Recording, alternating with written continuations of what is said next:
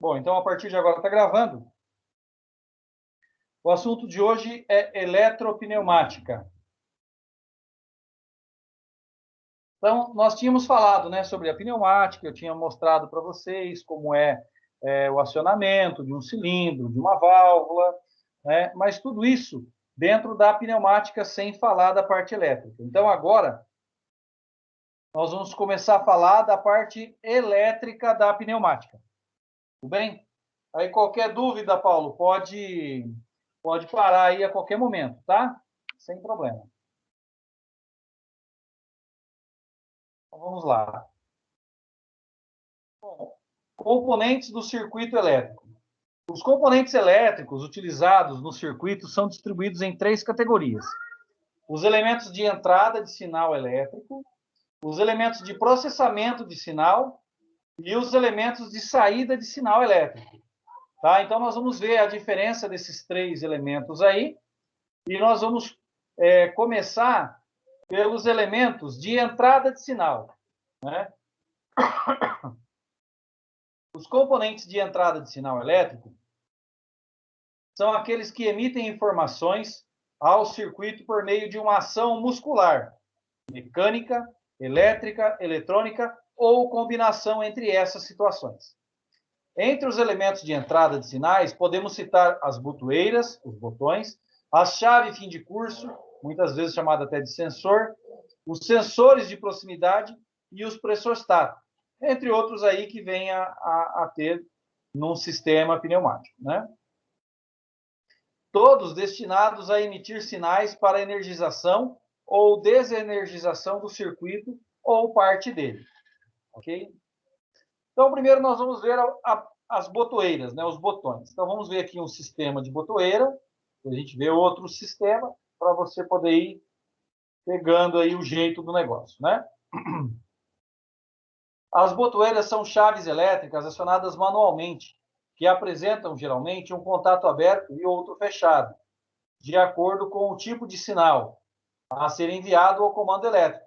As botoeiras são caracterizadas como pulsadoras ou com trava. Então, neste caso aqui, nós temos um botão tipo cogumelo, tá? Ele é um botão pulsador. Então, ele tem aqui, ó. Vamos começar entendendo. Esse daqui é o sinal elétrico, tá? É o sinal elétrico. Então, 13, 14, sinal aberto. 11 e 12, sinal fechado. Tá? Então, final 3 e 4, sinal aberto. Final 1 e 2, sinal fechado. Neste caso desse botão, quando a gente aperta aqui o cogumelo, ele abaixa aqui, ele comprime essa mola, essa parte amarela encosta e faz com que, né, o contato 13 passe para o 14 e o contato 11 desconecte do contato 12. Então, ele abre 11 e 12 e fecha 13 e 14.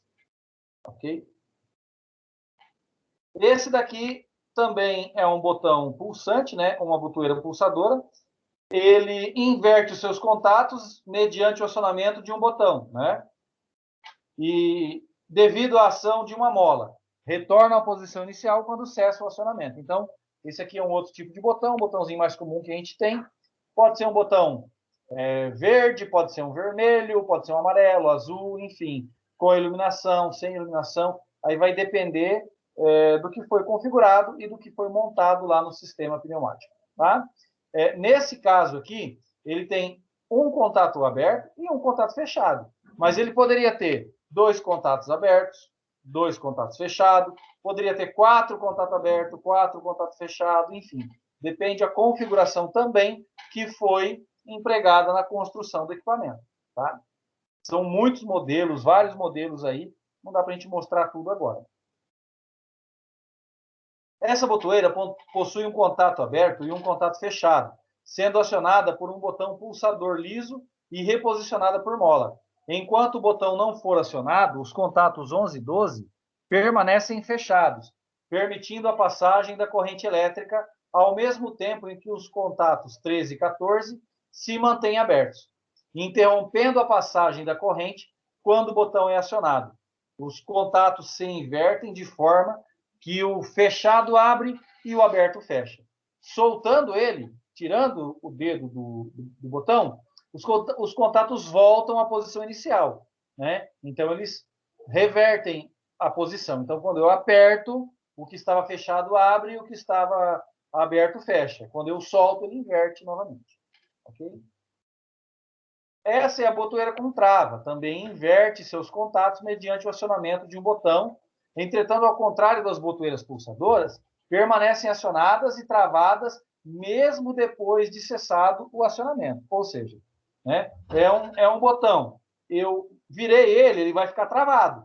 Ele só vai inverter novamente o contato quando eu voltar a minha botoeira para a posição inicial. O que acontece é que existem vários tipos de botoeiras, né? Alavanca, que é o caso dessa daí. Pode ser a botoeira com alavanca, né, de trava, com duas posições. Pode ser a botoeira com trava com 3 posições. Então, ela tem, né, deixa eu ver aqui se vocês não estão conseguindo ver meu dedo aqui. Então, eu tenho aqui, ó, como se o meu dedo fosse a trava do botão. Então, para lá é uma posição, aqui no meio é tudo normal, do jeito que ela foi configurada, e para cá ela tem outra posição. Então, por exemplo, eu posso ligar para lá, desligar no meio, e aqui eu posso ligar outro equipamento ou desligar o equipamento, se for o caso. Tá? E existem também as botoeiras, né, de trava, que ela é com retorno, né, por mola. Então, eu aciono aqui, a hora que eu solto, ela volta. E também para os dois lados. Quando eu aciono, solto, ela volta, né? Então, ela tem 3 posições. Existe a com 2 posições e existe as que têm 3 posições. Ok? Essa botoeira é acionada por um botão giratório com uma trava que mantém os contatos na última posição acionada. Como o corpo de contato e os bornes são os mesmos da figura anterior e apenas o cabeçote de acionamento foi substituído, essa botoeira também possui a mesma característica construtiva. Mas aí, voltando, né? Ela pode ter várias características. Pode ter 2 contatos abertos, 2 contatos fechados, 1 contato aberto, 1 contato fechado. Pode ter 4 contatos abertos, pode ter 4 contatos fechados, pode ter 4 contatos abertos, 4 contatos fechados. Vai depender da configuração na hora de montar esse dispositivo, ok? Ele tem muitas configurações. Outro tipo de botoeira também com trava, só que essa daqui é o botão cogumelo de emergência que a gente conhece. Então, quando a gente aciona ele, quando a gente bate no botão de emergência, ele trava. E aí, para ele poder voltar, a gente tem que rodar o botão e puxar ele para fora, né? Ou, às vezes, só rodar, a própria mola já volta ele. Então, quando eu aciono ele, ele vai ficar travado. Ele só vai voltar à posição inicial quando eu der uma pequena girada nele. Aí ele solta e volta para a posição inicial, né? Então, aqui eu estou usando o padrão, né? Sempre um contato aberto e um contato fechado, tá? Mas, como eu falei, existe várias configurações. Pode ser 2 contatos abertos, 2 contatos fechados, 2 contatos abertos e 2 contatos fechados no mesmo botão, 4 contatos abertos, 4 contatos fechados no mesmo botão, 1 contato aberto, né? 5, 7 contatos fechados, ou vice-versa, enfim. Depende a configuração dos blocos que eu possa colocar no meu botão. Tá? Mais uma vez, o corpo de contato e os bornes são os mesmos, sendo trocado, né, apenas o cabeçote de acionamento. Ok? Outro tipo de botão também que a gente pode dizer é o botão flip-flop. Esse botão flip-flop, como que ele funciona, né? Ele normalmente, esse sim, ele é um contato aberto e um contato fechado. Apenas isso. Aí, como é que funciona? A hora que a gente aperta ele, né? A hora que a gente aperta ele inverte os sinais. Então, o que estava aberto se torna fechado, o que estava fechado se torna aberto. E assim ele permanece. Quando eu aperto novamente, aí ele inverte de novo, voltando à posição inicial. O que estava aberto, né, e tinha sido fechado volta a ficar aberto, o que estava fechado e tinha sido aberto volta a estar fechado. Então, por isso que é um botão que a gente chama de flip-flop, que a gente tem que apertar e depois apertar de novo para ele poder mudar a posição. Ok? Chave fim de curso. Ela nada mais é do que, né, se vocês forem olhar aqui, exatamente igual àquele primeiro botão que a gente tinha mostrado lá. A diferença é que agora eu coloquei um rolete aqui em cima, tá? E aí, quando ele é acionado, ele tem a mesma função do botão. Ele tem aqui, por padrão, né, a gente está colocando um contato aberto, um contato fechado, e aí ele vai fazer da seguinte maneira. Ele vai abrir o que está fechado e fechar o que está aberto, quando o mecanismo aqui for acionado, tá bom? E aí isso pode ser colocado em várias partes móveis da máquina, né? Para ligar um alarme, para mandar um sinal, para cortar um sinal, para dizer que chegou até o ponto máximo da máquina, né? Como fim de curso mesmo, ou somente para dizer que a máquina passou por aquele local, né? Então, por exemplo, eu tenho um carrinho comprido na máquina, então, se ficar sem acionamento durante um tempo, a máquina fala, o carrinho não está em posição nenhuma. Então, eu posso usar uma chave fim de curso dessa daí para dizer que simplesmente o carrinho passou por aqui, né? E ele está em alguma posição, né? Ou à direita ou à esquerda. E aí, conforme ele acionar a próxima chave, ele pode dizer isso para o meu CLP ou para o meu sistema que o carrinho está em serviço, okay? Não está enroscado. Não. Esse daqui também pode ser considerado uma chave fim de curso, né? Também é tipo rolete, só que essa daqui, o acionamento, né, dela, ele é inverso, né? Como que é inverso? Lembra que na outra a gente tinha, né, um contato aberto e um contato fechado. Então, um par de contato, né? 11, 12 e 13, 14.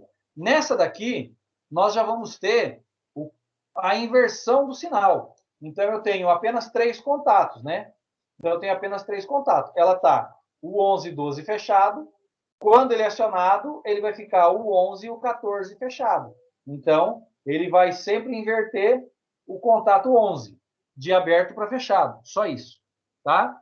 Ela não vai ter ali aqueles 2 contatos. E essa chave fim de curso, eu não consigo montar mais nada nela. Ela é só isso mesmo, tá?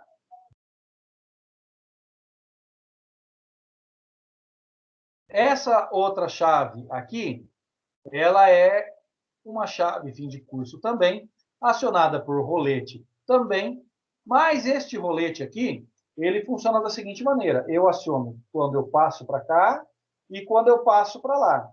Aquela outra chave que tem um rolete tombado aqui, quando eu vier para cá, eu posso, né, travar ela aqui. Então, normalmente aquela lá é apenas de uma posição. Ou tem que estar bem reguladinho, né? Tem que ser alguma coisa em V assim, para passar e abaixar aquele tipo de chave, tá? Essa daqui, ela tanto tem a inversão quanto os 4 contatos. Ela pode ter só o contato 11, 12, né? Invertendo o 11 com o 14, ou ela pode ter o 11, 12, o 13 e o 14, tá? Também é uma chave de rolete, né? E ela é acionada por qualquer sentido, ok?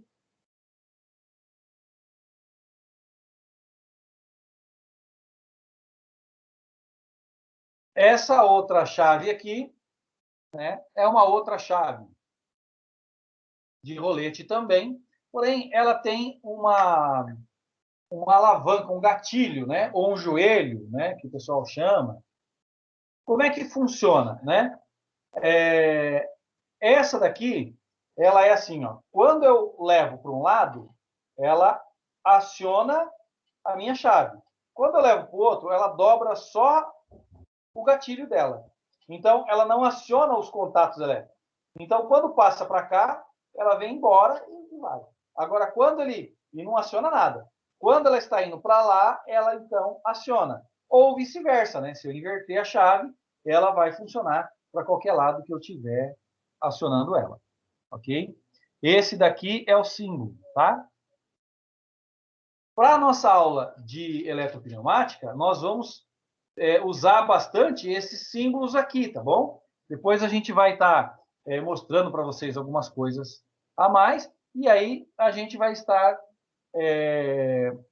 usando esses símbolos aí no software que a gente vai estar utilizando, ok? Então, essa daí é a chave acionada por gatilho, tá bom? Tá, aqui também é a mesma coisa. Essa daqui, ela inverte, mas aí se ela tiver um contato 11, 12, né? E um 13, 14, ela vai inverter, né? Então, essa daqui, ela 11 e 14, né? Ela inverte para 11 e 12, tá? Agora, se a gente pegar uma chave que é 11, 12, 13, 14, o 11, 12, né? Deixa eu voltar aqui para vocês verem. Olha lá. O 11, 12 que é fechado, né? Ó, o 11, 12 que é fechado, ele abre, e o 13, 14 fecha, tá?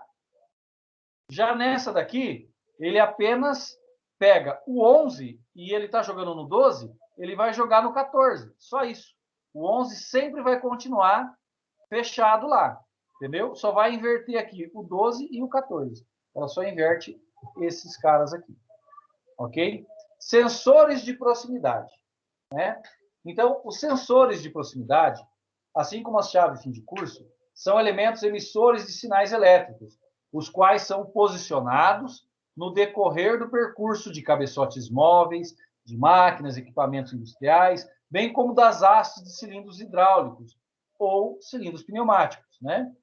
O acionamento dos sensores, entretanto, não depende de contato físico com a parte móvel dos equipamentos, como a gente viu na chave fim de curso, tá? Basta apenas que esta parte aproxime-se dos sensores a uma distância que varia de acordo com o tipo de sensor utilizado e o tipo da sensibilidade regulada no sensor, né?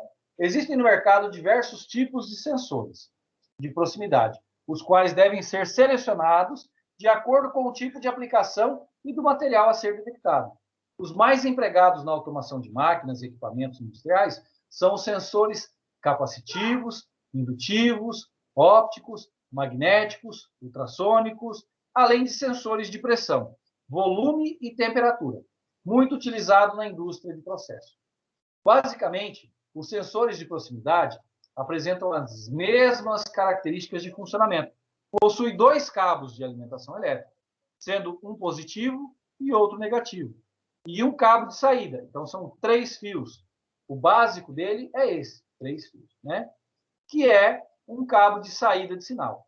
Estando energizados e ao se aproximarem do material a ser detectado, os sensores emitem um sinal de saída, que devido principalmente à baixa corrente desse sinal, não podem ser utilizados para energizar diretamente bobinas de solenoides ou outros componentes elétricos que exijam maior potência, tá? Então, esses sensores, eles são apenas auxiliares. Eles não podem estar, por exemplo, comandando um contator de potência. Não tem como ele aguentar, né, a corrente de um contator de potência. Os sensores, eles têm corrente de miliampere, tá? Então, aqui, ó. Esse é um sensor de proximidade, né? É necessária a utilização de relés auxiliares com o objetivo de amplificar o sinal de saída dos sensores, garantindo a correta aplicação do sinal e a integridade do equipamento. Então, aqui eu tenho um sensor capacitivo, tá? Esqueçam aqui o sensor indutivo. Vamos falar do capacitivo. Eu troquei as imagens e acabei esquecendo de arrumar aqui. Os sensores de proximidade capacitivos registram a presença de qualquer tipo de material. A distância de detecção varia de 0 a 20 milímetros, dependendo da massa do material a ser detectado e das características pré-determinadas pelo fabricante, né? Esqueçam o sensor aqui. Já os sensores indutivos são capazes de detectar apenas materiais metálicos a uma distância que oscila de 0 a 2 milímetros. Então, olhem a diferença, né? Esse sensor aqui indutivo, ó, esse é o capacitivo. Ele detecta até 20 milímetros. Esse daqui, ó, até 20 milímetros. Tá? Esse daqui, que é o indutivo, até 2 milímetros só. Então, olha a diferença. Esse cara aqui, ele detecta qualquer tipo de material. Esse cara aqui não, ele só detecta materiais metálicos. Tá? E já esse cara aqui é o sensor óptico por barreira fotoelétrica. Então, vamos ver como que é esse cara aqui. Os sensores de proximidade ópticos detectam a aproximação de qualquer tipo de objeto, desde que este não seja transparente. A distância de detecção varia de 0 a 100 milímetros, né? 10 centímetros, né? Então, depende lá o que eu estiver usando. Hoje já existem alguns sensores com uma distância maior. Passou na frente, ele vai detectar mesmo, né? Então, dependendo da luminosidade do ambiente. Normalmente, os sensores ópticos por barreiras fotoelétricas são construídos em dois corpos distintos, sendo um emissor, um vai emitir a luz, né, e o outro vai receber essa luz. Então, quando passa algum corpo no meio, essa luz é cortada, ele então fecha um contato interno e manda o sinal para o CLP, para qualquer outro componente de processamento de sinal. Ok?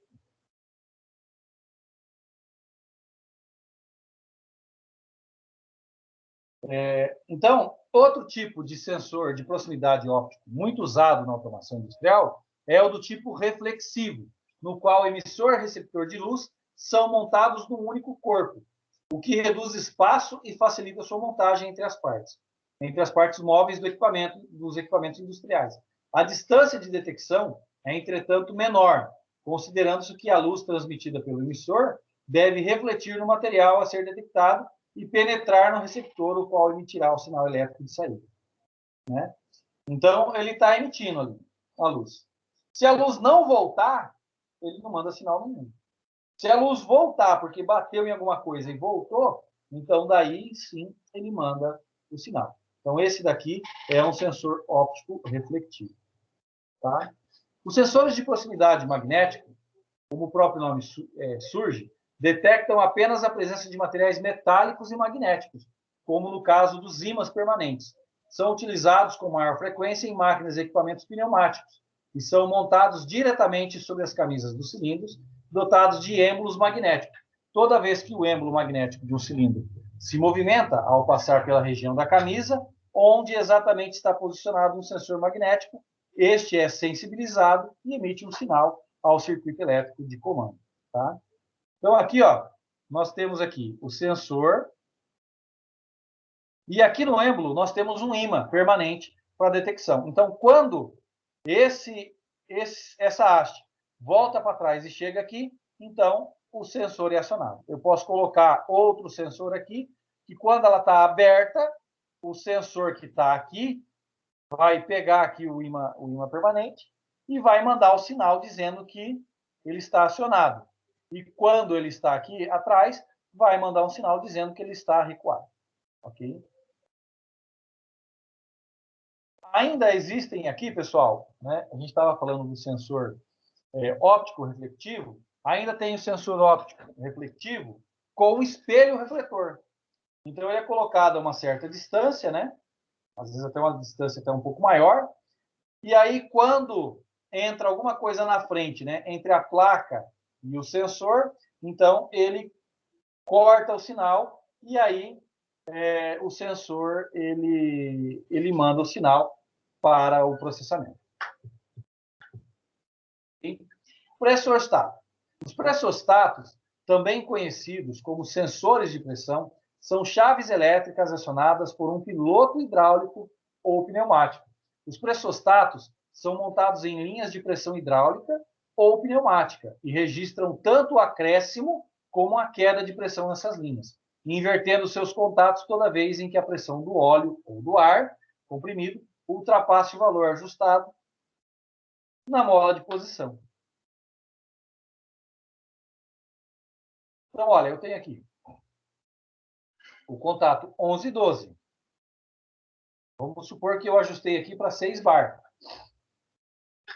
Então, se ele tiver a 8, 9, 10 bar, ele vai estar trabalhando tranquilo. Quando ele cair para 6 bar, né? Para menos de 6 bar, 5,9. O 11 vem para o 14 e o 12 fica aberto, aonde ele pode ser acionado, um alarme, alguma coisa assim, tá? Ou parar um equipamento, enfim.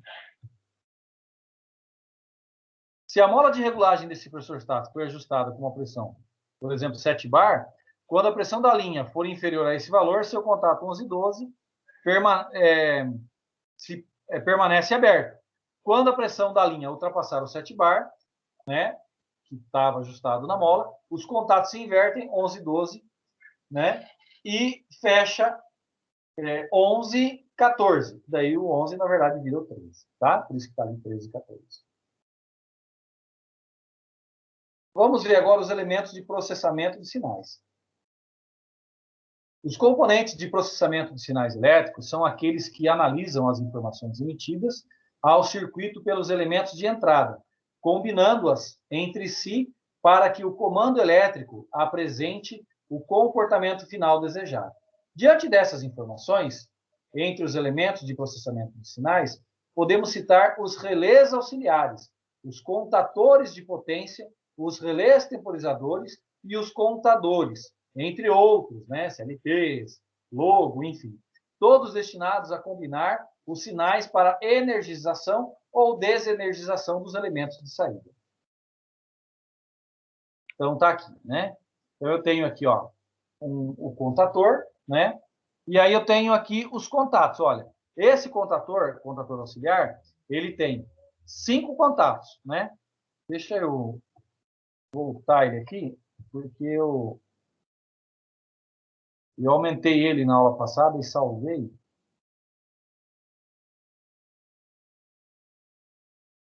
E acabei deixando nessa posição.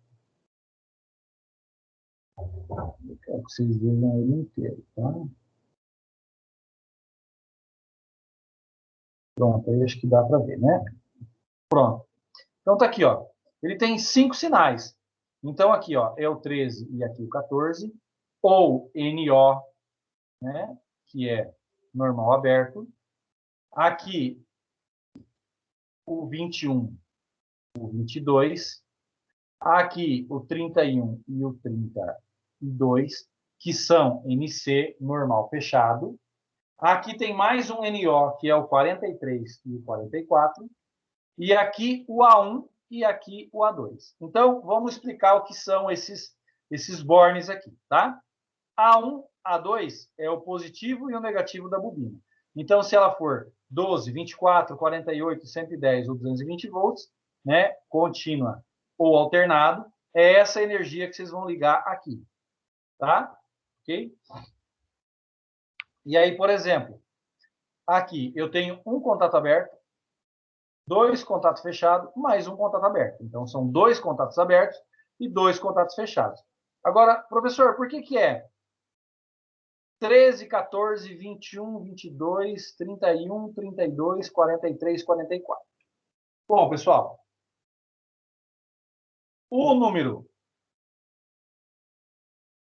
né? Então, vamos lá. Nós temos lá o número 13. É aí que ele já vai aparecer aí para vocês. Já vai aparecer aqui. Deixa o computador pensar um pouquinho.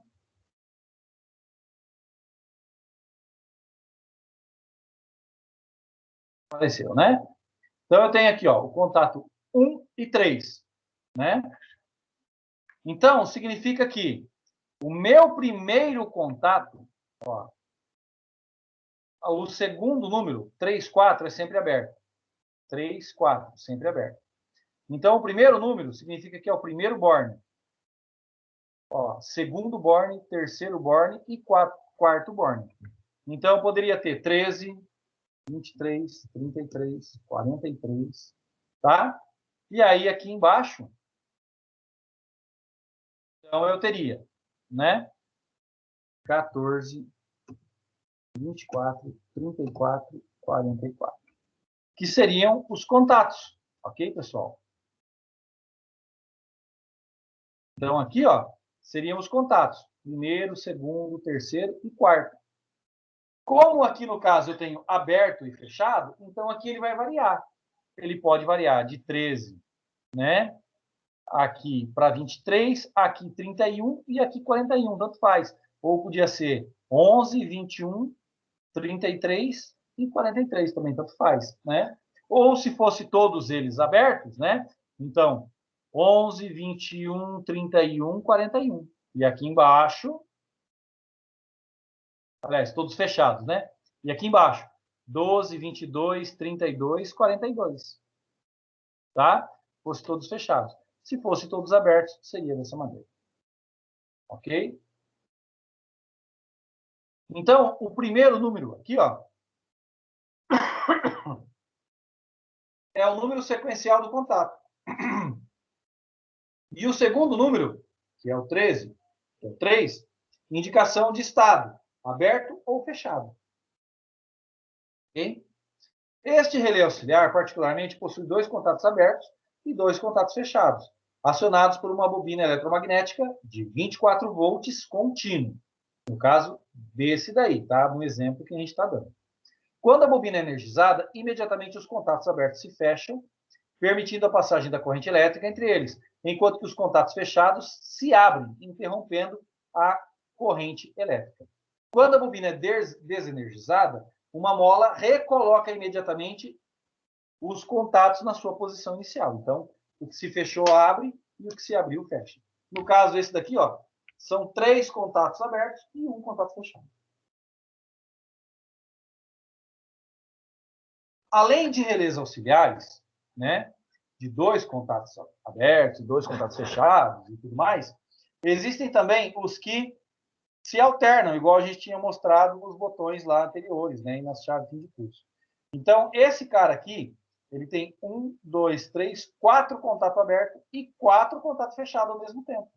Então, como ele só alterna aqui, ó, do 12 para o 14, então esse contato ele pode ser, né, eu posso usar tanto o normal aberto quanto o normal fechado, tá? Se eu preciso que ele feche o sinal, né, feche aqui um contato elétrico para mandar um sinal para mim, deixa eu só mudar o ponteiro aqui. Se eu preciso que ele feche aqui, né, o sinal, eu vou usar o 11 e o 14. Se eu preciso que ele interrompa o sinal, que ele abra o sinal, eu vou usar o 11 e o 12. Aí depende qual vai ser a minha utilização. Ok? Então, aqui, ó, aqui está a bobina e aqui estão todos os contatos. Né? Prestar muita atenção, porque aqui está 11, 12 e 14. Mas olha aqui, ó 11, olha lá, ó, 12 e o 14. Está aqui, ó, linha reta. 24, 21 e 22. Olha lá, ó. Aqui ele está formando um triângulo. Aqui eles estão em linha retas, né? 34, 31, 32. 44, 41, 42. Eles estão aqui, ó, em linha reta. Então, a gente precisa prestar atenção nesses números aqui também, quando a gente for fazer a ligação, tá? Esse outro tipo de relé auxiliar utiliza contatos comutadores, ao invés dos contatos tradicionais que a gente falou, que era aberto e fechado, né? A grande vantagem desse tipo de relé, como eu já disse, né, sobre os anteriores, é a versatilidade do uso de contatos. Enquanto nos relés anteriores, a utilização fica limitada. Se é aberto, ele vai continuar aberto, né? Então, se eu tenho 2 contatos abertos e 2 contatos fechados, é 2 contatos abertos e 2 contatos fechados. Já nesse cara aqui, não. Eu tenho 4 abertos e 4 fechados. Ou se eu quiser usar 3 abertos e 1 fechado, quiser usar 3 fechados e 1 aberto, aí a versatilidade é bem maior. Ok? Então, esse relé que a gente estava dizendo aqui, que é o comutador. Ok?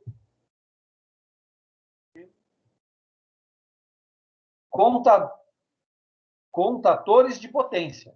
Os comutatores de potência apresentam as mesmas características construtivas e de funcionamento dos relés auxiliares, sendo dimensionados para suportarem correntes elétricas mais elevadas, empregados na energização de dispositivos elétricos que exigem maior potência de trabalho. Então, quando eu uso aqui um contator de potência, pessoal, essa bobina que a gente usa para energizar e atracar os contatos, ela tem que ser mais forte. Portanto, a corrente dela é maior. Então, eu não posso utilizar diretamente, né, num contator de potência, a não ser que ele seja um contatorzinho pequeno, mas normalmente os contatores maiores, eu não posso utilizar diretamente o sensor, diretamente o fim de curso. Eu tenho que ter os elementos de processamento de sinal, né, para poder fazer essa inversão aí. Ok? Relés temporizadores, né? Então, o que são relés temporizadores? Eles também são chaves comutadoras. Eles invertem o sinal. Então, existe, né, dois tipos de relé temporizador, né? Existe o relé temporizador que tem retardo na ligação. Então, eu marco lá um tempo, ele vai dizer quanto tempo depois de acionado as bobinas dele que ele vai bater o contato auxiliar dele, né? Então, o contato auxiliar dele, o relé temporizador com retardo na ligação, ele só vai comutar aqui quando for vencido o tempo programado. Notem que nesse relé temporizador eu tenho a letrinha S logo acima do LED. Significa que ele é para segundos. Se tiver M aqui, um M minúsculo, ele vai ser para minutos. E existe um outro tipo de relé que ele tem uma chavinha aqui, ó. Uma chavinha que você vira, que é um lado é para segundo e o outro lado é para minutos, tá? Então, esse daqui, se eu regulei 10 segundos, ele vai acionar. Acionou a bobina. Ele vai demorar 10 segundos para inverter o sinal. Ok? Esse, ele é com retardo na ligação. Ok? Esse relé temporizador possui um contato comutador e uma bobina com retardo na ligação, cujo tempo é ajustado por meio de um potenciômetro. Quando a bobina é energizada, ao contrário dos relés auxiliares que invertem imediatamente seu contato, o potenciômetro retarda o acionamento do contato comutador, de acordo com o tempo nele regulado. Se o ajuste de tempo no potenciômetro for, por exemplo, 5 segundos, o temporizador aguardará esse período de tempo a partir do momento em que a bobina for energizada. E somente serão invertidos os sinais, né, após vencido o tempo. E aí abre 11:12 e fecha 11:14.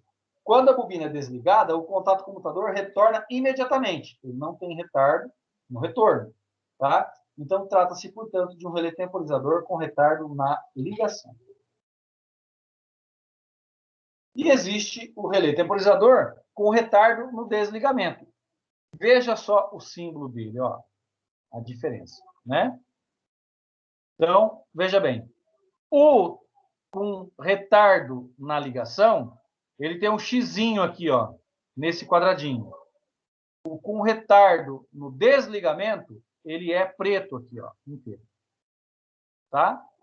O resto é tudo igual. E aí, deixa eu explicar sobre esse daqui. Opa. Volta ali. Apertei o botão errado aqui, pessoal. Espera um pouquinho.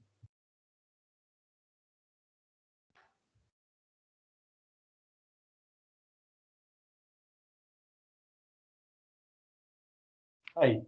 Então, esse daqui, ele é o inverso do outro. Então, quando eu aciono ele, né, ele bate o contato na hora. Acionei a bobina, ele vai acionar a bobina na hora. Aí, eu desligo ele, ele vai demorar os segundos ou minutos que foram pré-determinados para ele poder desligar o contato, inverter o contato novamente. Então, quando eu aciono ele, ele já aciona o contato. Quando eu tiro a energia dele, ele vai demorar o tempo ajustado para poder inverter novamente o contato. Ok? Aí existe um outro tipo de relé temporizador, né? Que ele apresenta retardo no desligamento, né? E ele apresenta retardo também. Quer ver? Eu vou explicar bem direitinho para vocês, lendo aqui. Ó. Quando sua bobina é energizada, seu contato comutador é imediatamente invertido. A partir do momento em que a bobina é desligada, o período de tempo ajustado no potenciômetro é respeitado e somente então o contato comutador retorna à posição inicial. Ou seja, eu tenho dois contatos aqui, né? Um contato que vai dizer o tempo que vai ficar ligado, né? O meu contato, e o outro potenciômetro que vai dizer o tempo que eu vou comutar ele. Então, liguei e desliguei. Coloquei lá para ele ligar e desligar em 1 segundo. Liguei e desliguei. Quanto tempo, de novo, ele vai demorar para fazer isso? Tá? Então, nesse caso aqui, a bobina ela fica ligada direto. E aí ela liga e desliga. Aí ele começa a contar o tempo que eu pré-determinei para ele ligar e desligar novamente. Se eu aumentar o tempo, né? Liguei, ele fica, vamos supor que eu regulei 10 segundos, ele vai ficar ligado 10 segundos e vai desligar. E aí eu coloquei para ele fazer isso a cada 20 segundos. Então ele já ficou 10, desligou. Ele vai esperar mais 10 para ligar de novo. Então ele vai ficar piscando, né? Intermitente, tá? Outro tipo de relé temporizador encontrado em comandos elétricos é o cíclico, né? Também conhecido como pisca-pisca, que é esse um que eu acabei de explicar, né? Esse tipo de relé possui um contato comutador de dois potenciômetros que controlam individualmente os tempos de retardo de inversão do contato. Quando a bobina é desenergizada, o contato comutador é invertido ciclicamente, ou seja, de tempo em tempo, sendo que o potenciômetro da esquerda controla o tempo de inversão do contato, tá? Ok? Contadores pré-determinados. Então, o que são esses contadores? Os relés contadores registram a quantidade de pulsos elétricos a eles enviados pelo circuito e emitem sinais ao comando quando a contagem desses pulsos for igual ao valor neles programados. Sua aplicação em circuitos elétricos de comando é de grande utilidade, não somente para contar e registrar o número de ciclos de movimentos efetuados por uma máquina, mas principalmente para controlar o número de peças a serem produzidas. Então, por exemplo, eu tenho lá uma esteira, né? E aí eu tenho um sensor que vai mandar o sinal para o contador. Aí ele vai contar 10 peças. Passou a primeira, passou a segunda, passou. A hora que passou 10 peças, né? Um exemplo, ele vai acionar um cilindro pneumático. Vai acionar um cilindro pneumático. Aí essas 10 peças aqui, elas vão ser juntadas, vai pegar e vai colocar dentro de uma caixa. Um exemplo, tá? Aí o cilindro volta e começa a contar de novo. Passou mais 10 peças, o cilindro fecha. Não deixa passar mais peça para cá. Aí pega as peças e coloca lá. Então, por exemplo, numa máquina que engarrafa, né? Pega as garrafas e coloca no engradado. Ela vai contando de 6 em 6. Então, primeiro ela conta 6 garrafas. Passou 6 garrafas, ela empurra 6 garrafas. Passou mais 6 garrafas, ela empurra a segunda linha de garrafa. Passou mais 6 garrafas, ela empurra a terceira linha de garrafa. Passou mais 6 garrafas, a máquina pega as 24 garrafas e coloca dentro da caixa. E ela começa o ciclo novamente, tá? Então, para isso que servem os contadores pneumáticos. Ok? Nesse caso aqui, ele é bem antigão e tal, ele tem aqui a marcação ainda manual, mas os que a gente usa lá no Senai, ele é totalmente digital, tá? Esse contador pré-determinador registra em seu display o número de vezes em que sua bobina for energizada ou receber um pulso elétrico de um elemento de entrada de sinal, geralmente de um sensor ou chave fim de curso, através de uma chave seletora manual. É possível programar o número de pulsos que o relé deve contar, de maneira que, quando a contagem de pulsos for igual ao valor programado, né, na chave seletora, o relé inverte seu contato, ou seja, ele aciona alguma coisa que a gente possa ter programado. Então, qual que é a chave seletora, né? É essa daqui. E esse é o display, que ele vai contando. Se eu colocar aqui 999, ele vai contando. 1, 2, 3, 998, 999, e ele já aciona, né, inverte ali a chave, e aí conforme o que eu precisar, né, de de estar trabalhando, ok?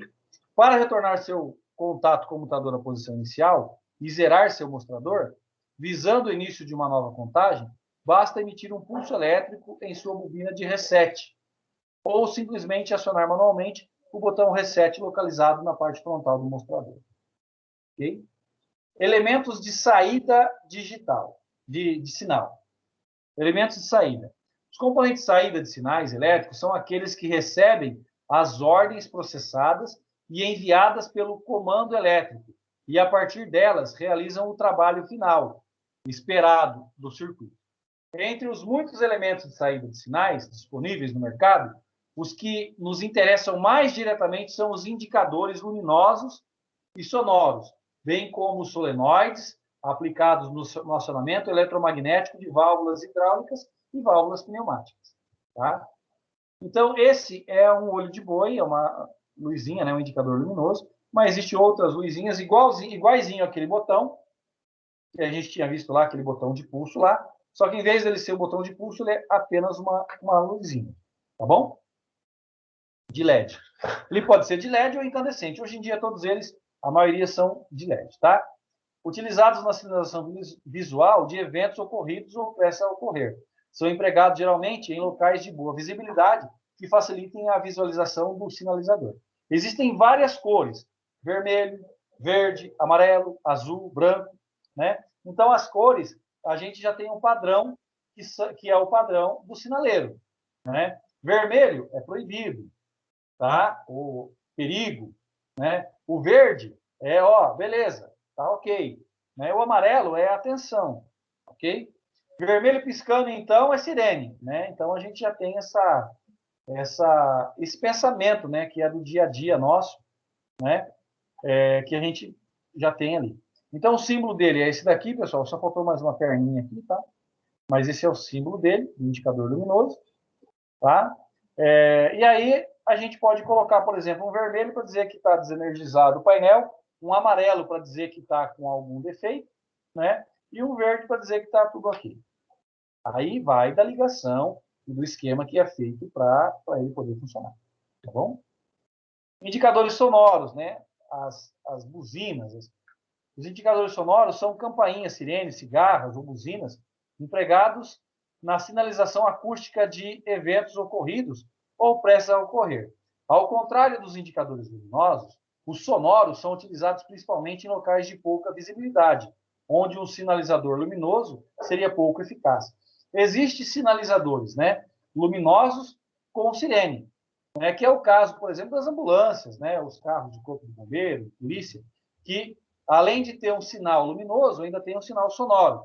E essa, né, atenção que a gente tem quando escuta uma ambulância, um corpo de bombeiro, alguma coisa, né, hino, que nos dá atenção ao que está acontecendo em volta, é a mesma coisa que um indicador sonoro desse deve nos prestar quando a gente está, por exemplo, dentro de uma indústria. Antigamente, por exemplo, né, um caminhão. Um caminhão, quando você dava ré nele, ele só acendia a luz de ré. Né? E como foram acontecendo vários acidentes, então foi colocado um sinal sonoro. Então, esse sinal sonoro, ele vai avisar quem está distraído atrás do caminhão. Por quê? O caminhoneiro, às vezes, está a 22 metros lá na frente, né? E ele não tem uma câmera de ré. Né? Não é fácil instalar uma câmera de ré no local desse. Né? Então, ele está dando ré lá e tal, às vezes não vê uma pessoa. Então, o sinal sonoro, quando vocês vê um caminhão dando ré, não para alertar o caminhoneiro que está dando ré. Não, é para alertar outro veículo, um pedestre que esteja ali perto, né? Dizer, ó, está dando ré. Por exemplo, se o caminhoneiro der ré, né? Está piscando, está acendendo lâmpada, está fazendo tudo que é coisa. Mas tem uma árvore lá na frente, a árvore não vai sair, ele vai bater na árvore e acabou. Né? O sinal sonoro, o sinal luminoso, é para alertar as pessoas, né? E não objetos. Okay? Aqui nós começamos a entrar, então, na parte que mais nos interessa. Né? Não que tudo que a gente falou não vai interessar, porque isso a gente vai usar para montar os circuitos eletropneumáticos. Tá? Mas agora a gente vai falar do solenoide. Os solenoides são as bobinas eletromagnéticas que, quando energizadas, geram um campo magnético capaz de atrair elementos com características ferrosas, comportando-se como um ímã permanente. Então, por exemplo, olha, eu tenho aqui um carretel. Tem uma bobina solenoide aqui, outra bobina solenoide aqui.